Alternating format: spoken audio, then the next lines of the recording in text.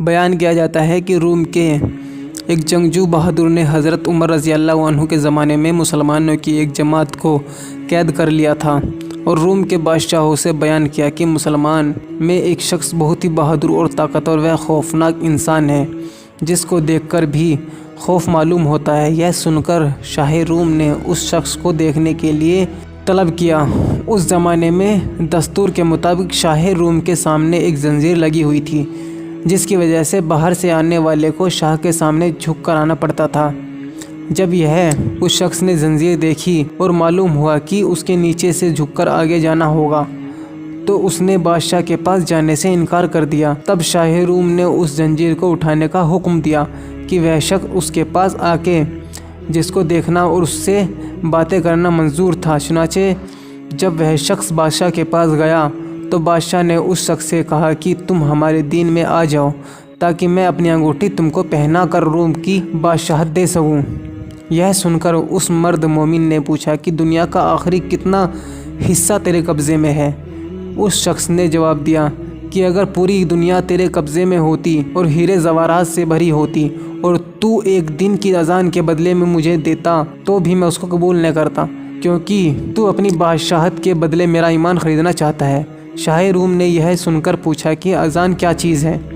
تو اس شخص نے جواب دیا، سن، اشہد ان لا الہ و اشہد ان محمدن رسول اللہ اذان ہی کا ایک کلمہ ہے۔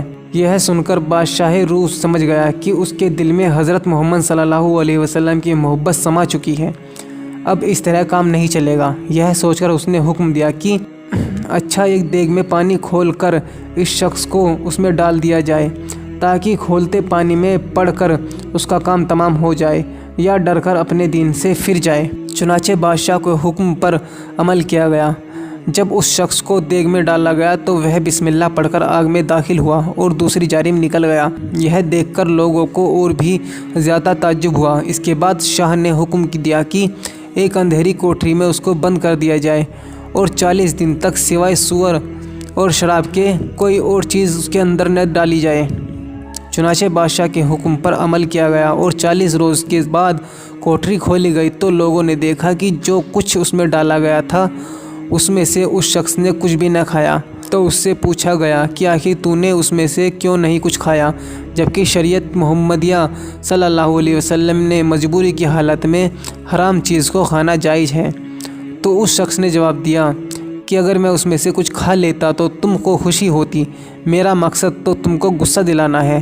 پھر بادشاہ نے اس سے کہنے لگا کہ اچھا، اگر تو مجھے سجدہ کر لے تو میں تجھے اور تیرے ساتھیوں کو چھوڑ دوں گا۔ یہ سن کر اس نیک آدمی نے جواب دیا کہ حضرت محمد صلی اللہ علیہ وسلم کے دین میں خدا کے سوا کسی کو سجدہ کرنا جائز نہیں ہے۔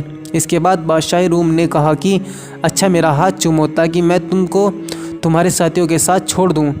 اس شخص نے جواب دیا کہ ہاتھ کا بوسہ دینا صرف ماں باپ اور استاد کے لیے جائز ہے، دوسرے کے لیے نہیں۔ پھر بادشاہ روم نے کہا کہ اچھا، میری پیشانی کو بوسہ دو۔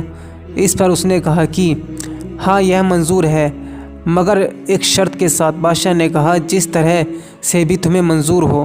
اس نیک مرد نے اپنی آستین اس کے ماتھے پر رکھی اور اس کو چوم لیا، اس نیت کے ساتھ کہ آستین کو بوسہ دے رہا ہوں۔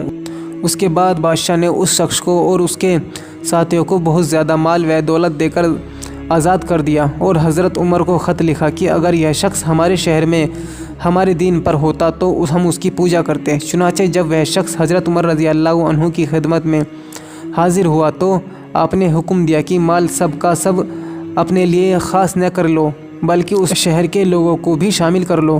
یہ سن کر اس مرد مومن نے اس پر عمل کیا اور جو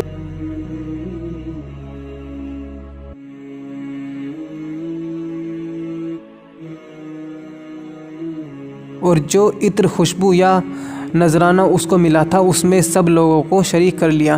سچ ہے، جو شخص ایمان و اخلاق کے ساتھ اللہ پر بھروسہ کرتا ہے، اللہ تعالیٰ ہر حال میں اس کی مدد فرماتے ہیں۔ اگر آپ کو ہماری ویڈیو اچھی لگی تو پلیز چینل کو سبسکرائب کریں اور ویڈیو کو لائک کریں اور کمنٹ میں بتائیں کہ ویڈیو کیسی لگی۔ ملتے ہیں اگلی ویڈیو میں۔ خدا حافظ۔